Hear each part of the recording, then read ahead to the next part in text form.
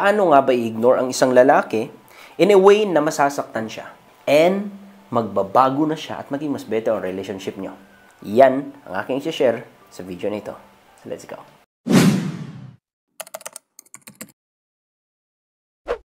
Anyway, yung past na video na ginawa ko is that about ignoring na naman kung ano ang dapat na gawin.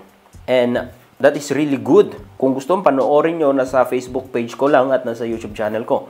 Pero sa video na ito, kakaiba kasi share ko sa inyo kung paano siya i-ignore in a way na masaktan siya.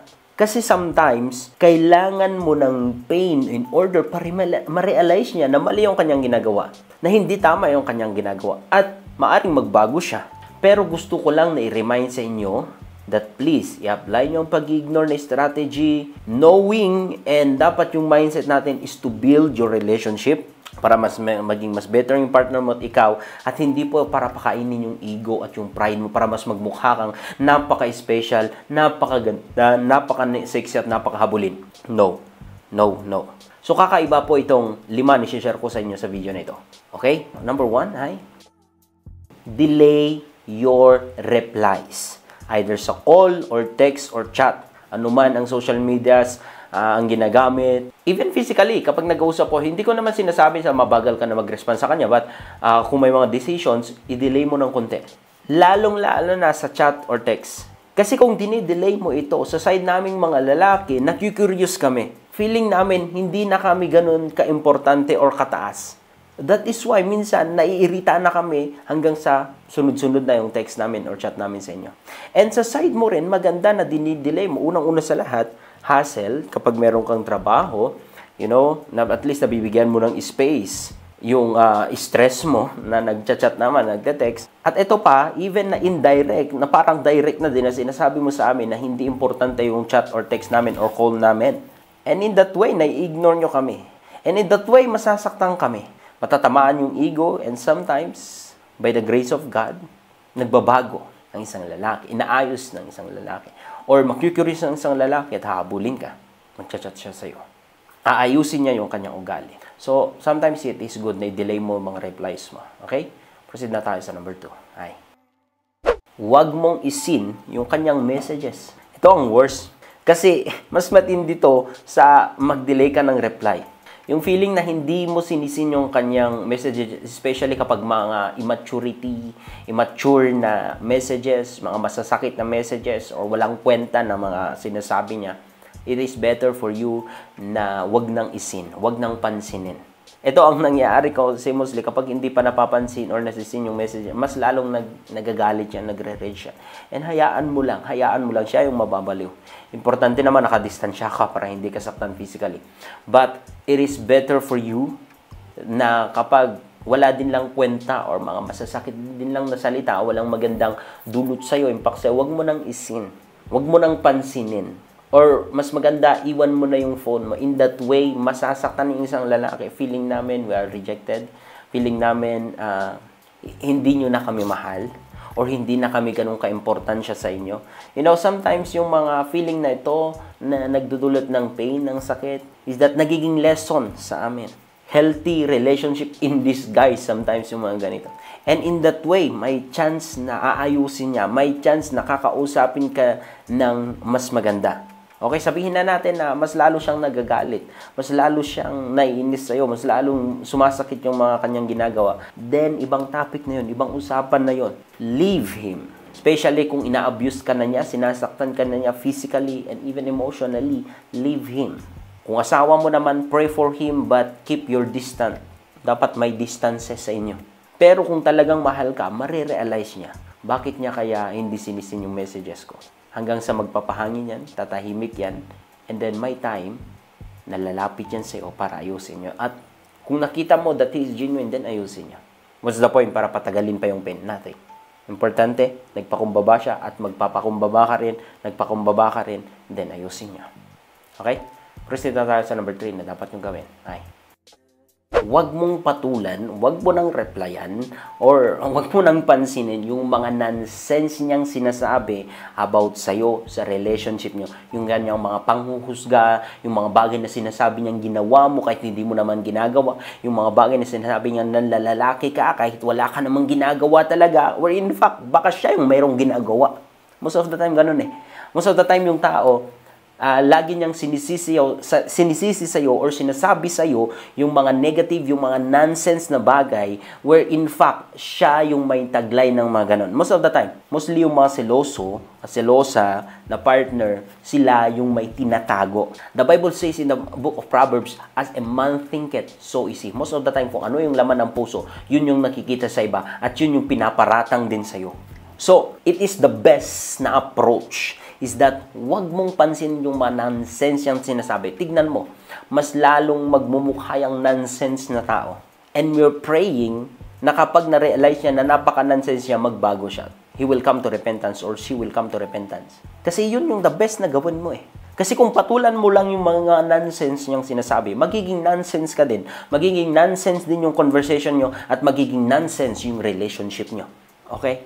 Hayaan mo lang siya na magsalita ng magsalita. Huwag mo nang pansinin, huwag mo nang i-chat, huwag mo nang replyan, hanggang sa darating sa point na gusto kanyang kausapin personally. At kung gusto mo, at it is safer for you, na kapag makipag-usap na siya personally, kailangan may kasama ka. Either best friend mo or family mo. Or hindi man sa harap-harapan yung dalawa, basta andun lang around na waiting na alalayan ka if ever na maging baliw na naman yung lalaki na yan. Sometimes, be wise sa mga bagay na ito. Mahirap na. Kasi baka baliw nga talaga yung partner mo. Sumusobra na yan. So, kung gano'n na nangyari, dumistansya ka hanggang sa magbago siya. But, ang point natin dito, huwag mong ibaba yung level ng thinking mo sa mga taong nonsense. Sa mga taong, most of the time, yung sinasabi nila na hindi maganda tungkol sa'yo, sila pala yung may gawa. Leave them if it is possible. Okay? Proceed na tayo sa number 4. Hi. Establish a good relationship with your friends and your family. Kasi most of the time, the reason why ang hirap sa'yo na i-give up yung partner mo kapag toxic na siya, may abuse na nangyayari. Kasi natatakot ka na maging alone. Kasi nakalimutan mo na establish ang isang magandang relationship sa mga kaibigan at sa families mo. Kasi feeling mo, walang magmamahal na sa'yo kung iiwan mo yung toxic na lalaki na yan. One of the best way to ignore your partner in a way na masaktan siya is that kapag nakikita niya na masaya ka sa mga kaibigan mo at sa family mo, matatakot yan na mawala siya. Mawala siya sa buhay mo.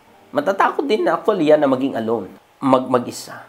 That is why it is very important, one way to ignore your partner is to establish your relationship with other people, your workmate, your friends, and your family. You know, I don't know why nagpa-pop up sa spirit ko because I believe a lot of you ay nasa ganitong situation and ang mangyayari dito mas lalong nagiging praning yung boyfriend or yung partner nyo in a way na makakagawa siya ng hindi maganda. I don't know why, but ang pinaka-the best na gawin nyo dito, huwag nyong hayaan na siya yung mang-control sa inyo.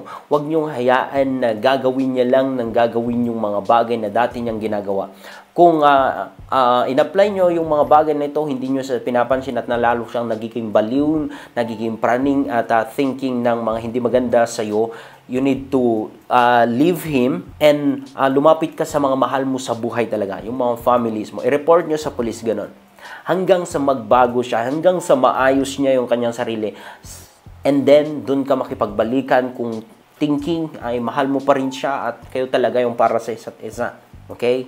Kasi kung papabayaan mo lang na ginagawa niya yung mga bagay na gusto niya na hindi naman tama, hindi naman maganda sa'yo, you know, wala ka namang magandang benefits, you know, kawawa ka lang dyan, hanggang tatanda ka, ganyan na lang siya. Hindi yan magbabago. Walang magandang patutungan yung relationship nyo, wala kang magandang future dyan.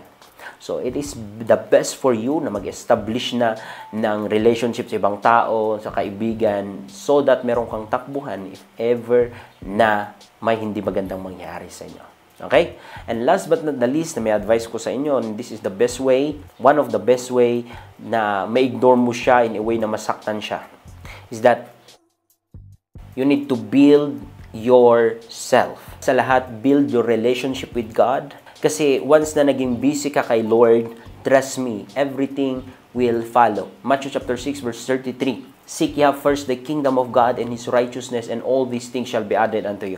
Ito ang katotohanan. The more ka na in-establish yung relationship mo kay Lord Jesus Christ, yung mga bagay na yung problema sa asawa, sa family, sa finances, nafi-fix yan. Si Lord na mismo ang nag-fix. So, you need to build your relationship yourself with God and with other people, and yung mga katrabaho mo or sa mga business mate mo, business partners, you need to build now yourself and your relationship with other people, and especially with God. In that way, kapag nakikita ng isang lalaki na hindi ka lang nagfo-focus sa kanya, maaring masasaktan siya, but the good thing is that, by the grace of God, marirealize niya na siya ay mali. And he will come to repentance. Okay? So, yun lang po muna ang may advice ko sa video na ito. And let me pray for you. I don't know why my spirit just told me to pray for you guys. That God will give you grace sa situation na yan. And I pray that God will touch you. Jesus will touch you. Hallelujah. Father, I pray for this person who's watching this video that, Lord, bigyan mo po siya ng lakas ng loob. Lord, touch his or her situation right now. Right now. And I pray, oh God, that, Lord, mas lumapit pa sila sa iyo. Na, Lord, ma-experience nila ang kabutihan, kadakilaan mo, ang pagmamahal mo, in the name of Jesus Christ. Amen and amen. Shalom.